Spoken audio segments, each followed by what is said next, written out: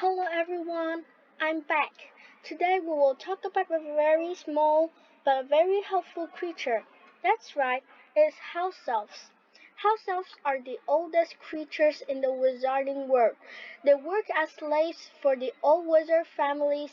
They will not only work for one lifetime of witches, but will have to work for the future generations until death or release. Most house elves are treated badly. Usually house elves don't like being free. One of those different house elves who absolutely love freedom is Dobby. Dobby once revealed that he was abused 5 times a day. If the house elves want to be free, the master must give house elf new clothes.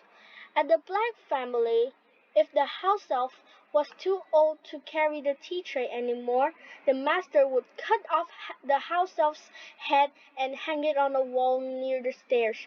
This is Creature's dream, and about Creature I will tell you later.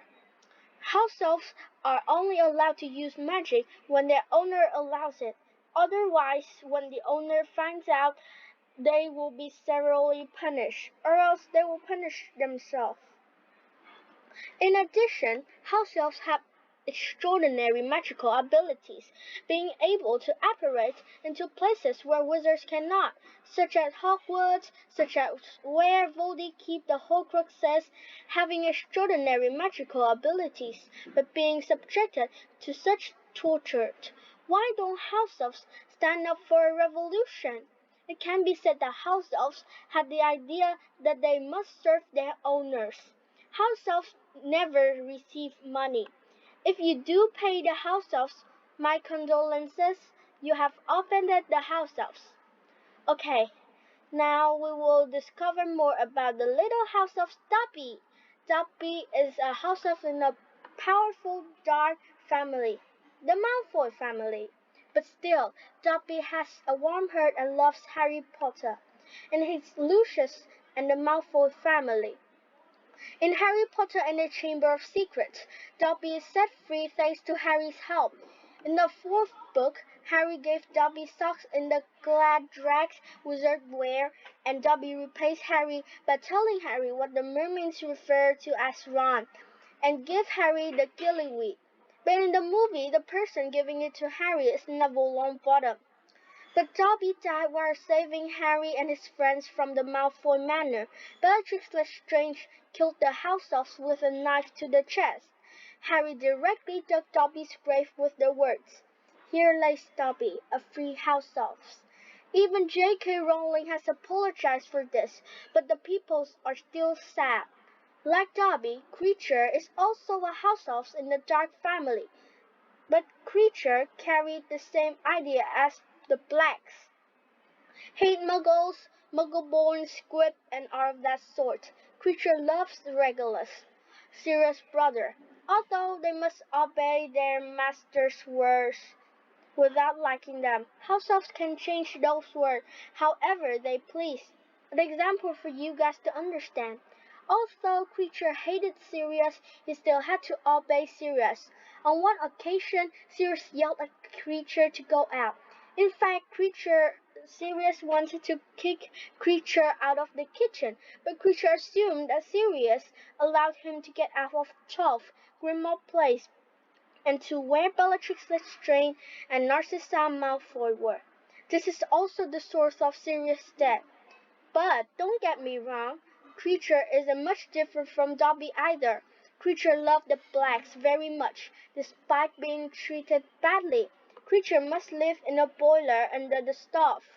Creature also had to watch Regulus slowly die without being able to do anything because the master has ordered. And when he left 12 Grimmauld Place, even if it was just fake for information, Bellatrix and Narcissa brought warmth to Creature's hurt. If only Sirius had cared a little for Creature, the heartbreak wouldn't have happened, would it? Following Hermione's word, Harry gave Creature Regulus' fake locket, and Creature gradually felt more good with his new master. During the Battle of Hogwarts, Creature led all the house elves and shouted, "Fight! fight in the name of great master Regulus. In the story, there are two more house elves, Winky and Hokey.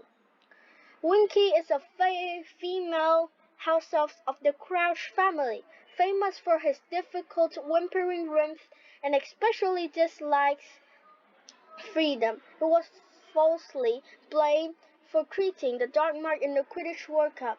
After being free, Winky was allowed to go to Hogwarts and work with Dobby, but she always sitting around drinking beer and blaming herself, even though it's not her fault. As for Hokey, being an old house elf working for Hepzibah Smith, was mentioned in the memory that Dumbledore showed Harry.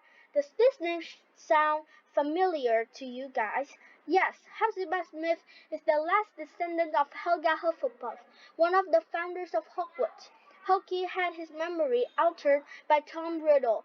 He altered the memory of Hokey and the one poisoned Miss Smith, and he stole the Hufflepuff cup and the Slytherin locket. Don't just work for Wizard's family, there are also some house elves working at Hogwarts. Many of you wonder where the Hogwarts students' food comes from.